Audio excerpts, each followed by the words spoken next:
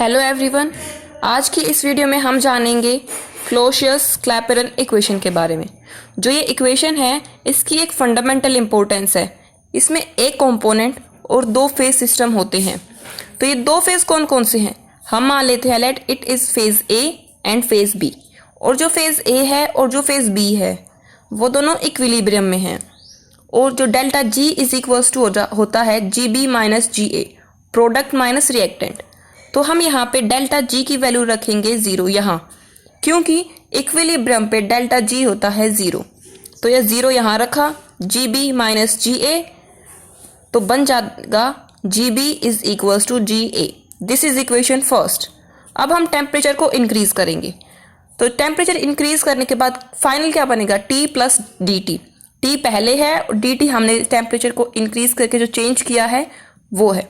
तो equation first जो ये वाली थी इसको हम ऐसे लिखेंगे, G A plus D G A is equals to G B plus D G B. ये इक्वेशन सेकेंड है। जी ए पहले थी, टेम्परेचर इंक्रीज करने के बाद इसमें भी कुछ चेंज आया, डी जी ए चेंज आया, फिर is equals to G B पहले थी, उसके बाद टेम्परेचर इंक्रीज करने के बाद डी जी बी चेंज आया। तो ये हमारी बन जाती है इक्वेशन सेकेंड। अब हम इक्वेशन फर्स्ट को माइनस करेंगे इक्वेशन सेकंड में से। और इक्वेशन फर्स्ट थी ये वाली G B is equals to G A, और सेकंड थी G A plus D G A is equals to G B plus D G B. अब हम माइनस करेंगे, जी ए से जी ए कैंसल, जी बी से जी बी कैंसल, बचेगा D G A is equals to D G B. ये equation है third. अब हमें पता है G is equals to H minus T S. H की वैल्यू होती है E प्लस पी वी। तो जो हम यहाँ पे इस H की वैल्यू यहाँ पुट करेंगे बनेगा G is equals to E plus P V minus T S. अगर हम इसको डिफरेंशियल फॉर्म में लिखेंगे तो कैसे लिखेंगे? G का बनेगा D G is equals to D E. तब कोई भी चीज़ मल्टीपल फॉर्म में होती है उसको हम कैसे लिखते हैं डिफरेंशियल में? पहले एक रखिए, दूसरे का डिफरेंशियल कीजिए, फिर दूसरा रखिए, पहले का डिफरेंशियल कीजिए। ऐसे ही इसमें होगा पी डी वी, फिर यहाँ पे वी बाहर, वी का हटा के डी पी का किया तो वी डी पी। सेम ऐसे होगा इसका भी, minus T D S minus S D T. ये इक्वेशन बन गई 4। For reversible reaction entropy S, entropy को हम डिनोट करते हैं किससे? एस से। तो अब हमें डी एस निकालना है। तो D S is equals to D Q minus T होता है। और जो फिर हम इस टी को यहाँ लेके गए बनेगा T D S is equals to D Q. अब हम जो हमारी इक्वेशन 4 थी ये वाली, D G is equals to D E plus P D V plus V D P, T D S की जगह हमने डी क्यू की वैल्यू पुट कर दी माइनस एस डी टी। ठीक है, यहाँ पे डी डी एस था, हमने टी डी एस की जगह ये वाली वैल्यू पुट कर दी डी क्यू वाली। तो हम इसको रीअरेंज कर लेते हैं, D G is equals to D E minus D Q plus P D V plus V D P minus S D T. ये इक्वेशन हो गई हमारी 5th। अब फर्स्ट लॉ ऑफ थर्मोडायनामिक्स क्या है?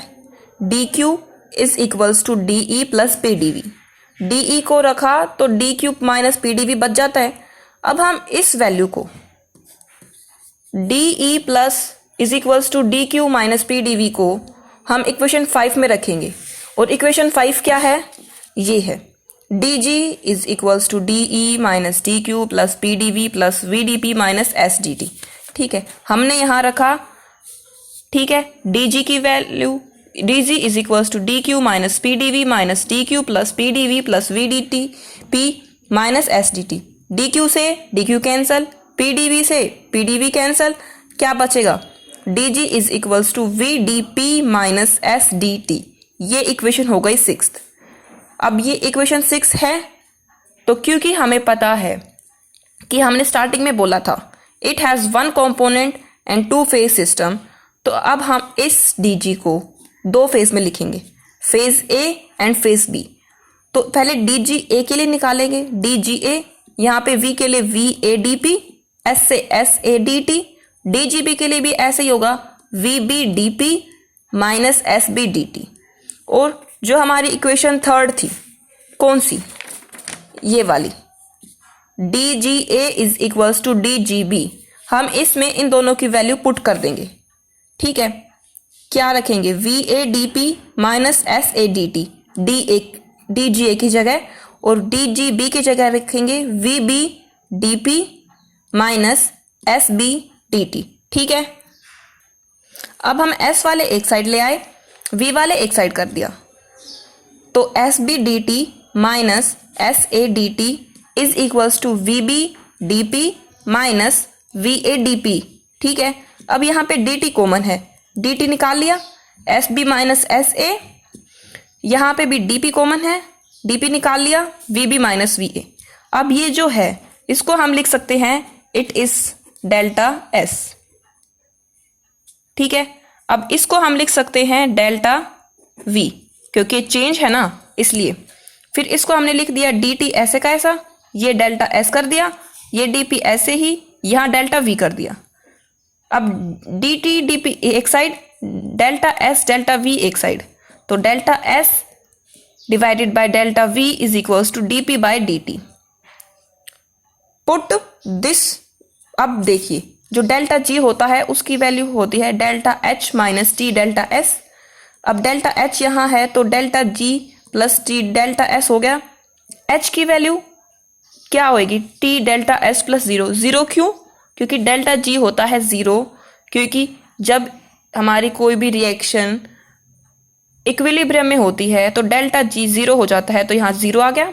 डेल्टा एस यहाँ लेके आए, डेल्टा एच बाई टी, ये हमारी डेल्टा एस की वैल्यू है, एंट्रोपी चेंज है। तो हमने इस डेल्टा एस की वैल्यू इस इक्वेशन में पुट की तो क्या बना, delta H by T dot delta V is equals to D P by D T. जो ये है ये हमारी हो गई इक्वेशन, फाइनल है ये। अभी इसी इक्वेशन को हम बोलते हैं क्लोसियस क्लैपेरॉन इक्वेशन। Thank you.